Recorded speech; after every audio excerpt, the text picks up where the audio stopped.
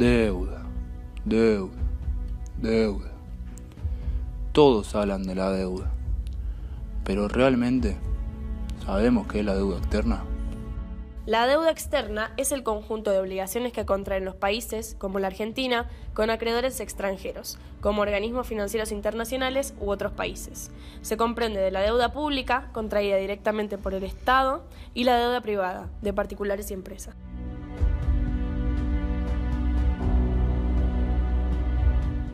La deuda externa argentina se originó en el año 1824 durante la presidencia de Bernardino Rivadavia, quien solicitó el primer préstamo a la compañía londinense Baring Brothers por 1 millón de libras, de las cuales solo llegaron a la Argentina 552.000, ya que fueron descontadas 2 años de intereses, 1 año de amortizaciones, comisiones y el viaje de los negociadores. Este dinero iba a ser destinado para la creación de 3 ciudades y la instalación de cloacas. Finalmente se utilizó para la guerra contra el Brasil. La Argentina decide interrumpir el pago de la deuda, entrando así en una etapa de default que duró hasta 1842. Default o cesación de pagos es el estado en el que se encuentra un deudor por el incumplimiento del pago a sus acreedores.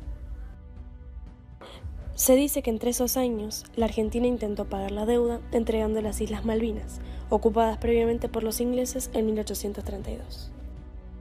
En 1842, la Argentina retoma el pago entregando 1.000 libras por mes. En 1865 se debían 2.100.000 libras y el entonces presidente Bartolomé Mitre pide un nuevo empréstito por 2.500.000, esta vez para financiar la guerra de la Triple Alianza. De las 2.500.000 libras pedidas, solo llegaron 1.700.000.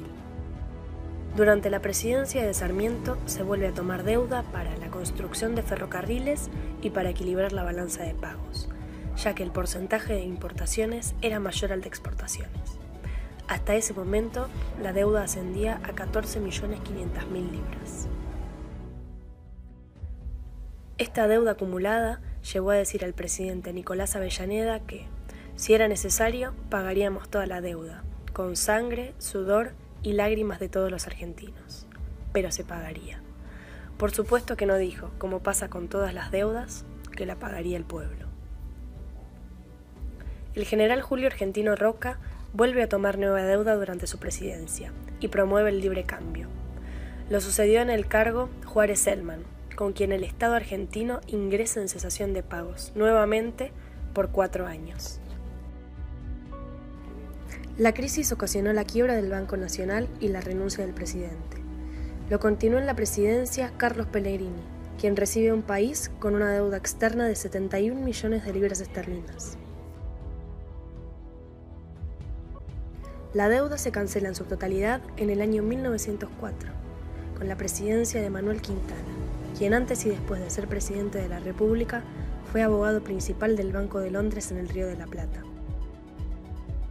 Con intereses y costas se pagó en esos 80 años el equivalente a 11.500.000 libras. Esto es más de 20 veces el capital efectivo recibido. En 1916 asume el cargo Hipólito Yrigoyen, quien también toma crédito, pero esta vez con fines distintos. Decide destinarlos a la explotación de las reservas de petróleo de Comodoro Rivadavia, es decir, para crear riqueza y no para dedicar el dinero a la especulación o a la refinanciación de capitalistas extranjeros. Su gobierno fue una excepción a la política de sometimiento, que dio como resultado el surgimiento de la empresa Yacimientos Petrolíferos Fiscales. En 1932, Marcelo Torcuato de Alvear asume con un proyecto económico muy distinto al de Yrigoyen y retoma la tradición de sometimiento extranjero. Un año más tarde, con la presidencia de Agustín Pedro Justo, nacen presiones provenientes de Gran Bretaña y se firma el Tratado Roca-Runciman, donde Argentina accede a una serie de imposiciones británicas, como destinar los ingresos de las exportaciones al pago de la deuda. Esta situación desencadenó los dichos de Lisandro de la Torre. No podría decirse que la Argentina se haya convertido en un dominio británico, porque Inglaterra no se toma la libertad de imponer a sus dominios semejante humillación. Inglaterra tiene por esas comunidades de su imperio más respeto que por el gobierno argentino. La década infame.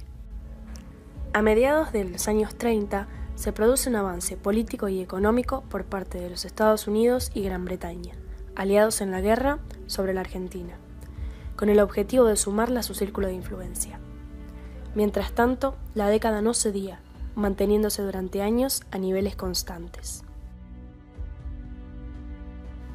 La Revolución de 1943 da fin a la década infame y hace sobresalir la imagen de Juan Domingo Perón, quien va a ser electo en el año 1946 impulsando políticas de nacionalización, aplicadas en el Banco Central, ferrocarriles y empresas de gas y telefonía.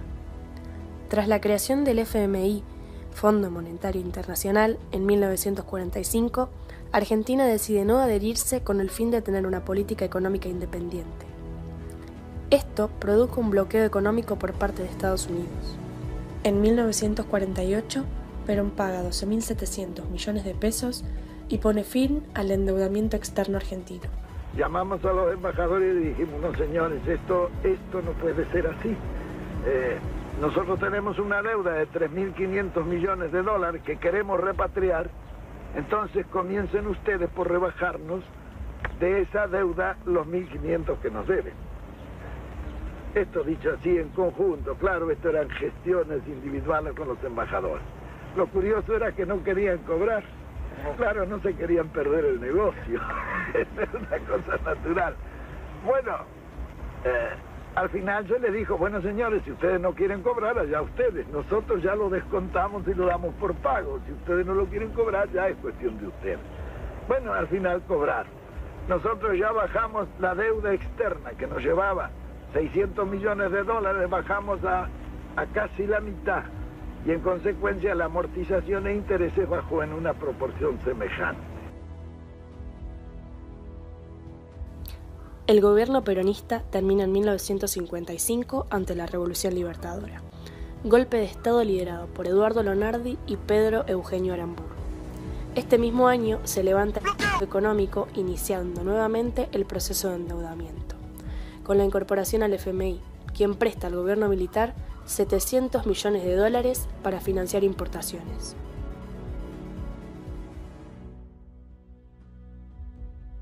Al mismo tiempo, se crea una nueva crisis con la Comunidad Económica Europea y con la oficina creada para gestionar el cobro, el Club de París. ¿Pero qué es el Club de París? El Club de París es una institución integrada por países desarrollados que actúan como acreedores y tienen un papel importante en la resolución de los problemas de deuda de los países en vías de desarrollo. Al concluir el gobierno de Aramburu, la deuda externa alcanza a 1.000 millones de dólares, sumado a una gran sumisión de nuestra política económica a los dictadores de los organismos internacionales. Al finalizar su gobierno de facto, Aramburu y Lonardi, en el año 1958, dejaban una deuda de 1.500 millones de dólares. En ese mismo año asume Frondizi, quien con su gobierno desarrollista y su ministro de Economía liberal, conservador y de derecha, Álvaro Arzogaray, llevaban la deuda a 1.900 millones de dólares, finalizando su gobierno con una política de ajuste que producía la pérdida del poder adquisitivo.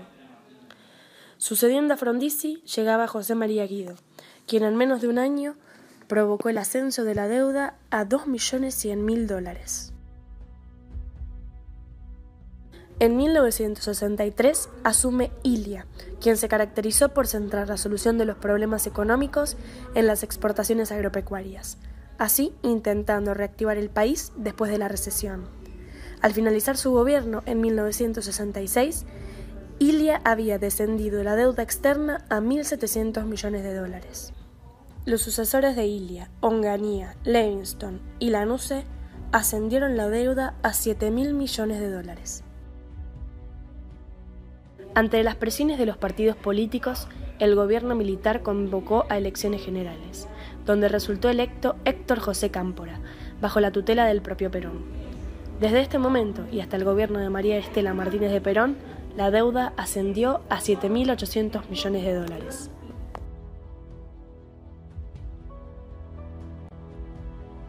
En 1976 cae el gobierno peronista a manos de la dictadura cívico-militar formada por Jorge Rafael Videla, Emilio Eduardo Macera y Orlando Román Agosti. En este periodo, las políticas económicas de Martínez de Hoz, un hombre vinculado con empresas y bancos extranjeros, inauguran un gran ciclo de endeudamiento. Se abre, señores, un nuevo capítulo en la historia económica argentina. Martínez de Hoz congeló sueldos, redujo las retenciones a las exportaciones e hizo caer los ingresos de las familias a un 40%. Durante su gestión se reiniciaron los créditos a organismos internacionales. Durante ese periodo, la Argentina recibió 400 millones de dólares provenientes del FMI. El eslogan de la dictadura era: achicar el Estado es agrandar la nación. La respuesta del ministro de Economía a la inflación generada en 1975 fue la famosa tablita, un sistema de devaluaciones preanunciadas que dieron comienzo a la época de la plata dulce y el dame dos. Plata dulce fue la etapa de mayor circulación de dinero y junto al endeudamiento externo trajo muchos beneficios a los grandes grupos económicos. Contraían deuda a tasa muy baja e invertían en la Argentina, donde había tasas muy altas de interés. Con la ganancia obtenida, localmente abonaban la deuda externa y obtenían gran diferencia a su favor. En 1981 asume Galtieri, con Alemán como ministro, quienes junto a Domingo Cavallo, presidente del Banco Central de la República Argentina, devaluó en 35% el valor de la moneda argentina. Esto hizo que los grupos económicos y empresas transnacionales endeudadas en dólares estén al borde de la quiebra. Se instauró el seguro de cambio, con el que las empresas podían disolver sus deudas y se estaticen 17 millones de dólares de deuda externa privada. En esta política entraron empresas como el Grupo Macri, Banco Francés, Banco Galicia, Ingenios Ledesma, Molinos Ríos de la Plata, entre otras. Así fue que en menos de 8 años se multiplicó casi 6 veces, llegando a 45.000 millones de dólares la deuda externa. El retorno a la democracia, de la mano de Raúl Alfonsín, llegó con una deuda externa acumulada de 44.300 millones de dólares. Democracia con la que se vota, pero también democracia con la que se come, con la que se cura y con la que se educa. Durante su gobierno inició una renegociación de intereses que logró bajar. Sin embargo, los altos niveles de inflación hicieron fracasar las políticas económicas de su gobierno, teniendo así que cambiar la gestión de su ministro, Bernardo Grinspoon, por la de Juan Vital Zurroil. Para atacar la inflación, se puso en marcha el Plan Austral. Es un plan de reforma profunda de nuestro sistema económico. Ahora los argentinos vamos a terminar con la inflación, con medidas transformadoras. Cambia la moneda. Ahora rige el Austral. Terminan los permanentes aumentos de tarifas. Se reduce el déficit fiscal. Se congelan precios y salarios para terminar con esta carrera donde todos perdemos. Bajan las tasas de interés para adecuarlas a una economía sin costos inflacionarios. En 1986 se introdujeron ajustes en el plan, que llevó a una situación insostenible con suba de precios y aumento del déficit fiscal. El gobierno necesitaba financiamiento, entonces colocaba bonos con altas tasas de interés.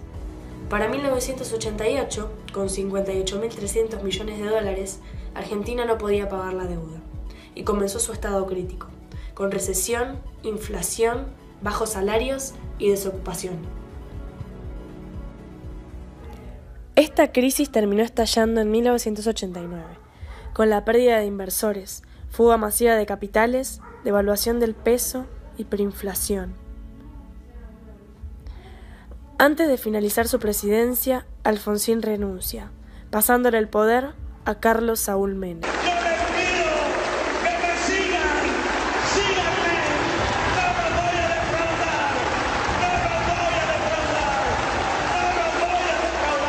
Quien recibe el país con 60.000 millones de dólares de deuda externa. Durante su administración neoliberal, se implementó un plan impulsado por los grandes bancos norteamericanos, el Plan Brady, que consistía en una renegociación de la deuda, donde la misma pasaba de estar acumulada en los bancos a estar en manos de tenedores individuales. La década del 90 se caracteriza por la pérdida de importancia de los bancos comerciales y la mayor participación de ahorristas y fondos de inversión. La deuda externa aumentó en más de 40.000 millones de dólares, al mismo tiempo que aumentaban las relaciones con organismos internacionales. Menem logra facultades extraordinarias con la Ley de Emergencia Económica, y esto, sumado a los decretos de necesidad de urgencia, le permiten una amplia discreción en la toma de medidas. En 1991 asume como ministro de Economía Cavallo y comienza una reestructuración de la economía nacional, con la Ley de Convertibilidad, que establece la igualdad 1-a-1 del peso con el dólar y prohíbe la emisión de divisas. El centro de las nuevas políticas de Menem está orientado a la privatización de empresas públicas, con el objetivo de lograr un equilibrio fiscal. Menos Estado es la clave de todo. La venta del patrimonio público es la meta económica.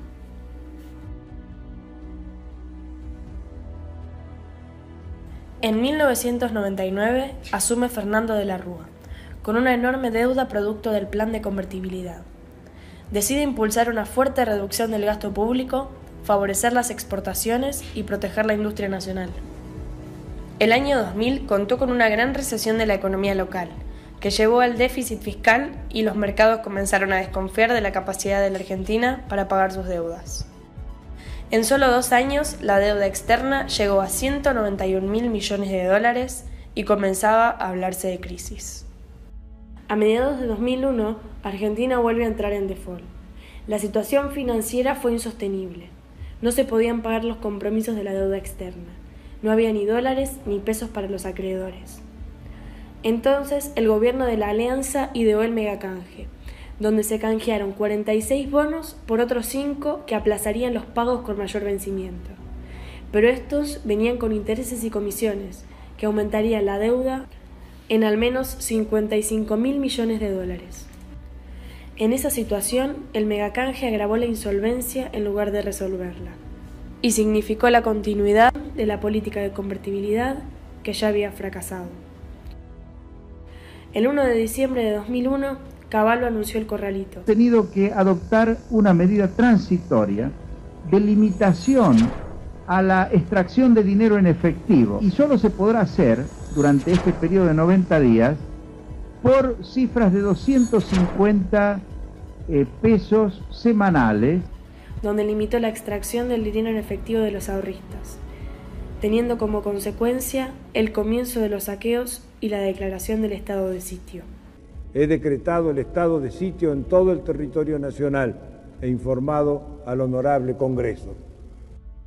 La agitación popular y el descontento generalizado culminó con la renuncia de Domingo Cavallo. ¡Cavallo, compadre! ¡La concha de tu madre! Y la famosa salida del gobierno de Fernando de la Rúa.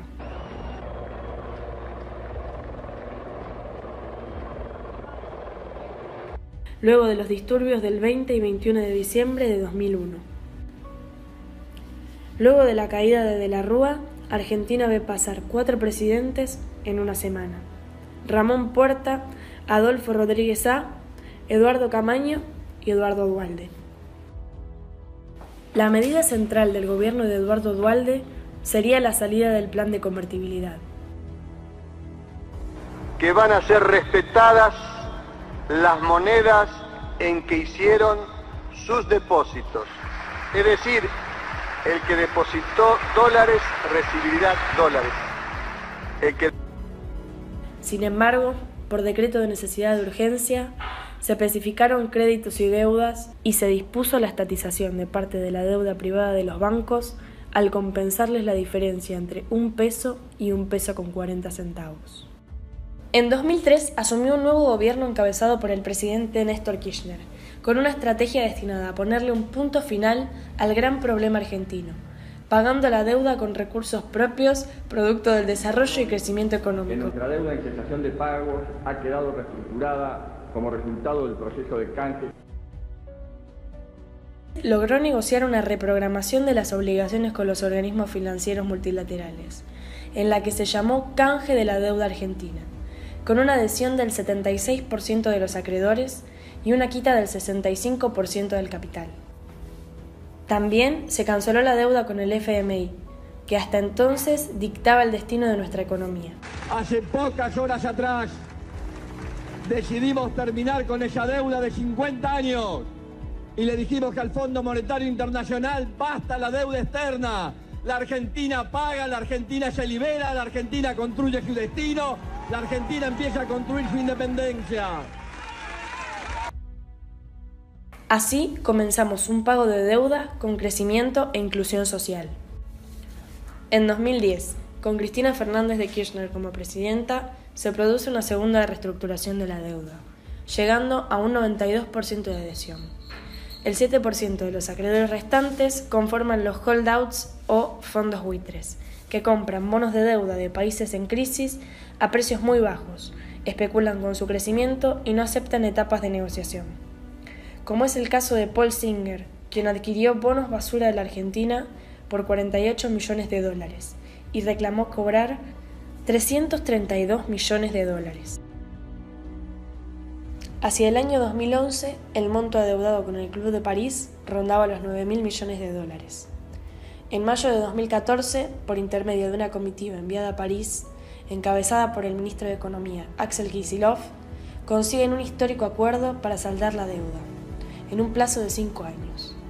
El Club de París se negoció 7 meses, no 48 horas. Tiene un reglamento, está en la página web del Club de París. Se negocia la parte final presencialmente, no mi persona y un fondo buitre de Paul Singer, sino 19 ministros de los países más importantes del mundo que se quedan toda la noche negociando con el país que tiene que discutir.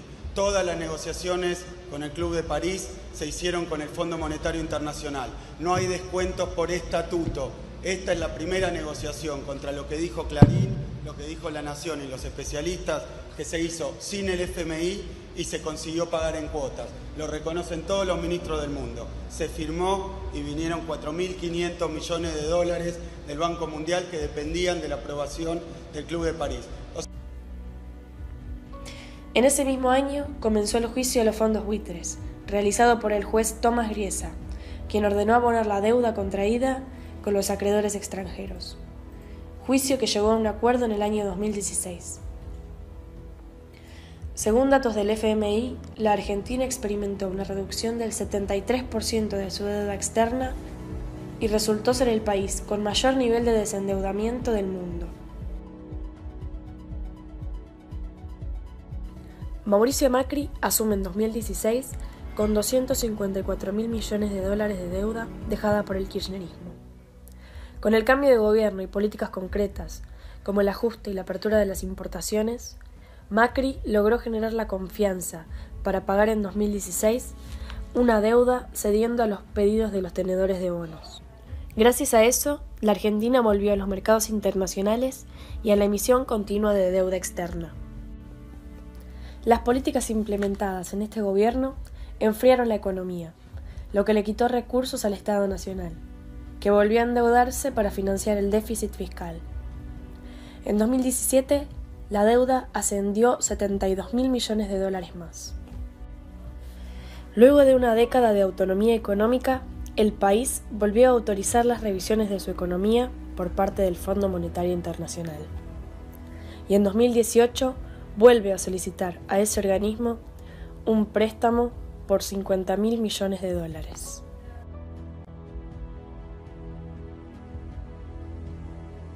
Contraer deuda no es malo, si es importante el destino de la misma.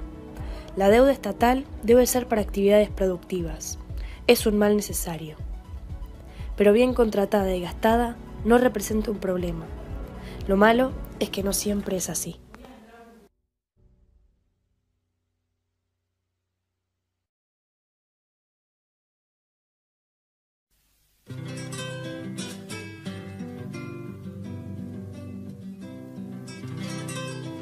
Yo tengo una deuda externa que no la puedo pagar. Si esto no llega a cambiar, pasará a ser deuda eterna. Y a todo el que se concierna o tenga la solución, le ruego de corazón de que me muestre el camino, como que soy Mario Pino, le pido la intervención. Hoy debo en el almacén, debo en la verdulería, debo en la pescadería y en el kiosquito también debo un mes de querosén, 3 quincenas al sodero, la garrafa al garrafero y aunque les parezca gracia, le debo el de la farmacia a Toranzo y Quinelero. Le debo al inglés del fiambre, al cordobés de los quesos, le debo a un gaucho unos pesos que me dio al verme con hambre, al ferretero el alambre con el que até la cornisa, al tiendero la camisa y papior de mi amargura, le debo a mi amigo el cura la limosna de 10 misas. Le debo a un tano gasista, a Don Noel el diariero, a Vasallo el peluquero y a Arturo el electricista, a Gamarra el cementista el que trajo los ladillos, al que afila los cuchillos que me fió la frazada, y al de las ropas usadas le debo los calzoncillos. Le debo al de la sachura, debo en la pescadería, debo en la tintorería y el gordo de la factura, y en la casa de abertura debo puertas y ventanas. Money boy, make a big noise, stay in the street, gonna be a big man someday. You got blood on your face, you big disgrace, kicking your can all over the place. We rock you.